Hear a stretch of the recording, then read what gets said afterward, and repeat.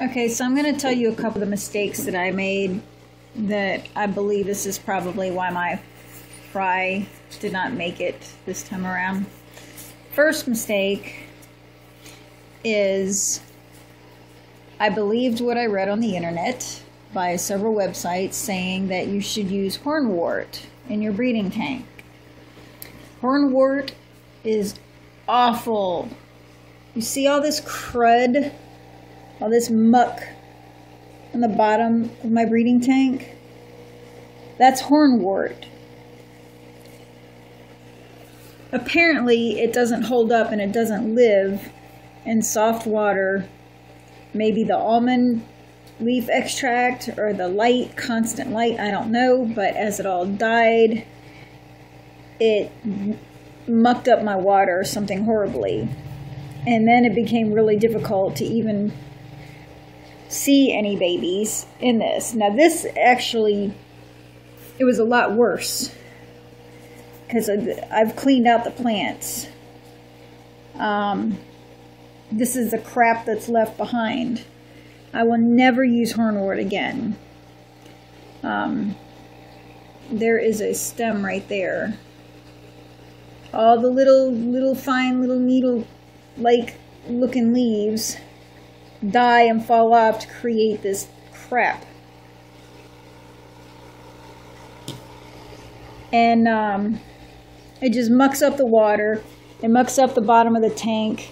It mucks up, you can see the residue from it.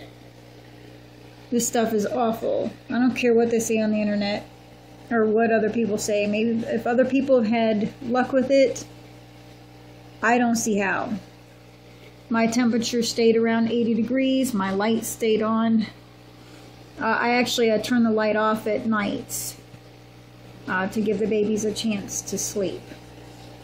The other mistake that I made, I think, was leaving the mopani wood in.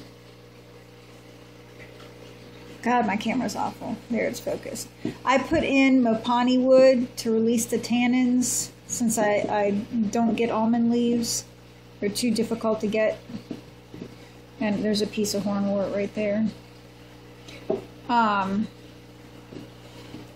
And the mopani wood, after it soaks for a while, it only puts off tannins for the first 24 to 48 hours. But it mucks the water up with all kinds of, you can't really see it. I siphoned some of it out. But there's all kinds of little dark bits that it puts off. It just dirties the water up something horribly.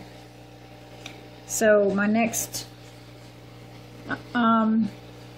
from now on, all my breeding attempts, I'm no longer going to leave the mopani wood in. I'm going to remove it when I remove the female.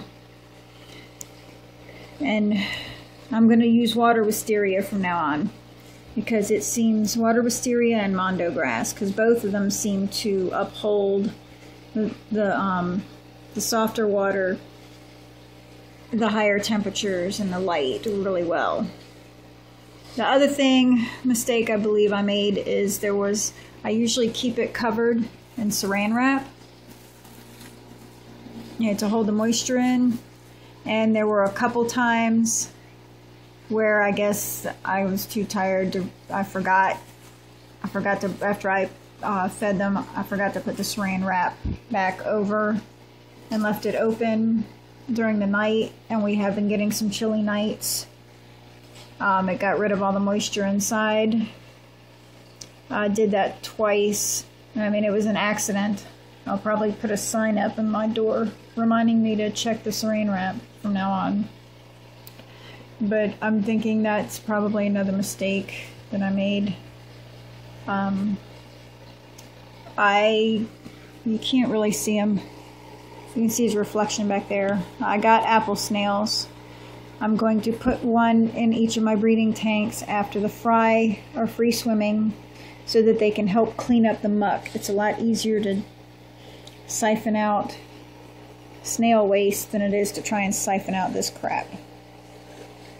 So it's a learning experience, and I don't know, this is my experience. Others may have had great success with hornwort, but just for any future new breeders, this is a problem you might wind up facing. So I recommend water wisteria, and actually I have some right here. Actually, I need to get it back in the water because it's wilting. I'm going to put it back in the water. But that water wisteria had been in the water for quite a while. And mondo grass. I'm just going to put these in the water so that they don't die. The mondo grass, it just looks like grass. It grows really long. But those hold up really well in warmer waters and with the lights. I'll show you some water wisteria in my breeding tanks so you can see what it looks like. That's wisteria in the mondo grass.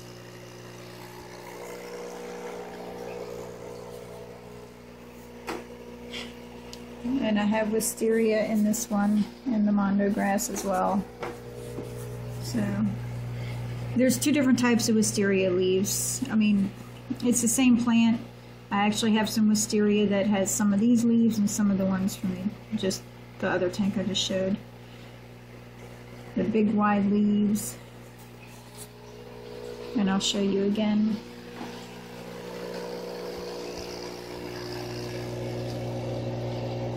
See the thinner leaves?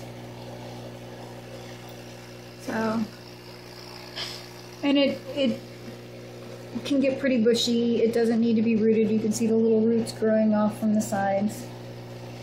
Same with the mondo grass. It doesn't need to be rooted. It can be, but it doesn't need to be. So, there's the things that I believe led to my fry not making it, because I did everything else correctly. I treated the water as a preventative for bacteria, as a preventative for fungus. I made sure that my pH levels were good, that my temperature was good. I was careful with the water changes. I made sure the water was the same temperature so there wasn't a change in temperature. I did have a nitrite spike when I had a sudden mass death of fry, and I used natural additives to lower the nitrites. But learn from my mistakes. Anyways, hope this was some helpful information, or at the very least entertaining.